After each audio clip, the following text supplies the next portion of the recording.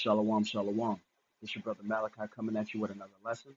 But first and foremost, I want to give all praises, honor, and glory unto Yahweh, Bahashem, Yahweh Shai, Bahashem, Rakar Kadash. And in the ancient Hebrew tongue, that's the name of the Heavenly Father, Yahweh, and His begotten Son, our Savior, Yahweh Shai. I also want to give a shalom to the men, women, and children waiting upon the return of our Savior, Yahweh Shai, and continuing in the spirit of love and sincerity. Okay, so what I have right here is an article. Uh, this just came out today. It says this is a photo of a Patriot air defense system spotted at a rural Texas airport. Okay, so basically, out of nowhere, this missile defense system has been spotted at this Texas airport. Okay, it says typically a Patriot missile system deployed around sensitive U.S. installations overseas, providing defense against aircraft, drones, and even missiles. So what was won during a rural Texas airfield? It says, nobody knows anything. They just showed up. One commercial pilot who regularly uses the airfield toward the war zone. Other folks at the airport had about the same amount of information. It says eventually the outlet figured out the unit was from Fort Hood, an Army installation about 85 miles to the northwest, and had deployed to College Station as part of a drill that simulates quickly deploying to a combat situation overseas. They reportedly ran through everything that they normally would if it were a combat situation, except that no actual missiles were flying. The war zone also noted that Army Reserve Officer Training Corps cadets at nearby Texas A&M University would get to come see how an active duty unit does its job in the field. And they have a picture here saying that they're game ready. You see, this is the spirit Yahweh Bahashem Yahweh Shai is putting upon these nations, man. Okay? They're going to tell you that this is a test, a simulation, whatever, whatever. But it just goes to show you that they're not testing overseas. Now they're training for missiles or an outside force, okay, coming here to America. Why is that? Well, that's because the Lord said that He was going to do these things, okay, in the end times. World War III is not going to be fought, okay, over in everyone else's land. This is going to be a global war, and it will touch here in America. Thus saith the Lord. Okay. It says the U.S. military deploying on U.S. soil for training purposes isn't unknown. Perhaps the most notorious and egregious example is the fictional liberation war would-be Green Berets pretend to wage in defense of the Republic of Pineland in rural North Carolina as part of their graduation exams. The mock war involves local civilians who play roles that can help or hinder the Special Forces students who come from nearby Fort Bragg.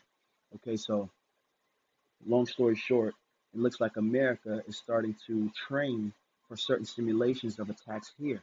Okay, they're going to say that it's just training, for overseas or whatever. No, they're training for a simulation to happen here. Why? Because the Lord has an issue with this nation. He has an issue with the leaders of this nation, what they've done to you so-called blacks, Latinos, and Native Americans. The time of recompense is now here. The time of the Lord putting out that spirit of indignation is here. Okay? This is Ezekiel chapter 35. I start at the top. It says, moreover, the word of the Lord came unto me, saying, Son of man, set thy face against Mount Seir, and prophesy against it, and say unto it, Thus saith the Lord Yahweh, Behold, O Mount Seir, I am against thee, and I will stretch out my hand against thee, and I will make thee most desolate.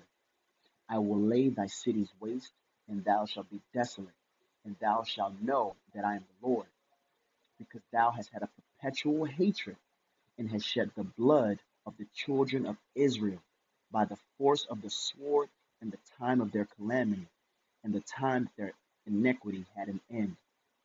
Therefore, as I live, saith the Lord Yahweh, I will prepare thee unto blood, and blood shall pursue thee.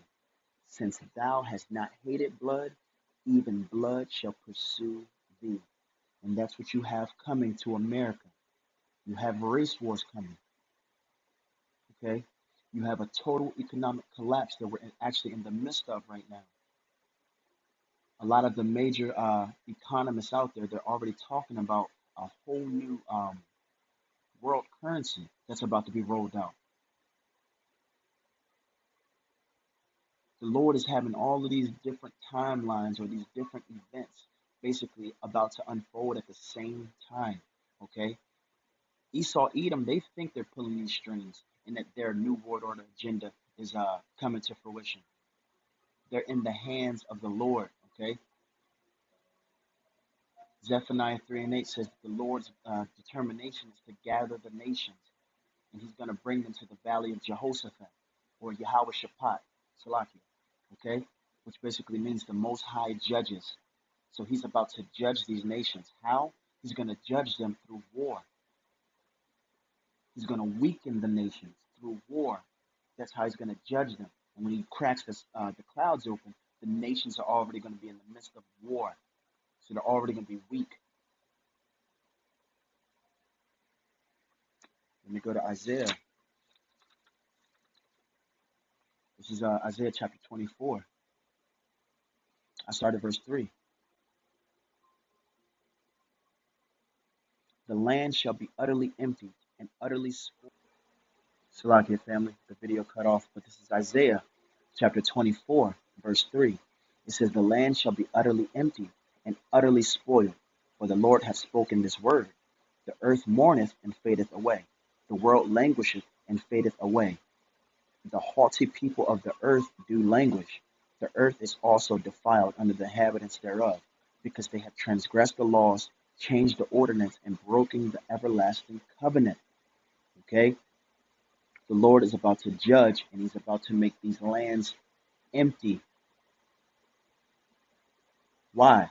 Because the people who are in charge, these heathen, they done away with the Lord's laws. They tried to kill the Lord's people. Okay? So basically, they tried to take Yahweh Bahashim Yahweh Shai out of the earth. That's why these nations all have this spirit of preparing for war. Okay? Why there's this spirit of division. Okay? This feeling as though there's something big about to happen. Well, Jacob's trouble is coming. Jacob's trouble is about to unfold. As a matter of fact, I'm going to end it there. This is Jeremiah chapter 30, verse 7. It says, alas, for that day is great, so that none is like it. It is even the time of Jacob's trouble, but he shall be saved out of it.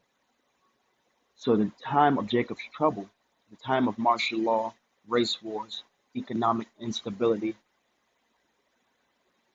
it's going to be a time like no other on the planet. You can't compare it to any time.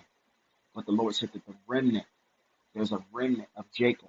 There's a remnant of these so-called blacks, Latinos, and Native Americans who have a shot at salvation, who will be saved. Okay? So, although these things are all unfolding right now, we don't get down. Okay? We don't get worried. Okay? We pray unto our Father, and this should boost our faith because He's delivering on His promise. He's delivering on His return for our nation. Okay? So I pray that this lesson was edifying. Call her Lord Yahweh, Bahashem, Yahweh Shai, Bahashem, Rakal Kadash. Rakatha Yahweh, Rakatha Yahweh Shai. Rakatha Yahweh, Rakatha Yahweh Shai. Rakatha Yahweh, Rakatha Yahweh Shai. Wa Abad the Ball. It's your brother Malachi, signing off. Shalom, Yashara.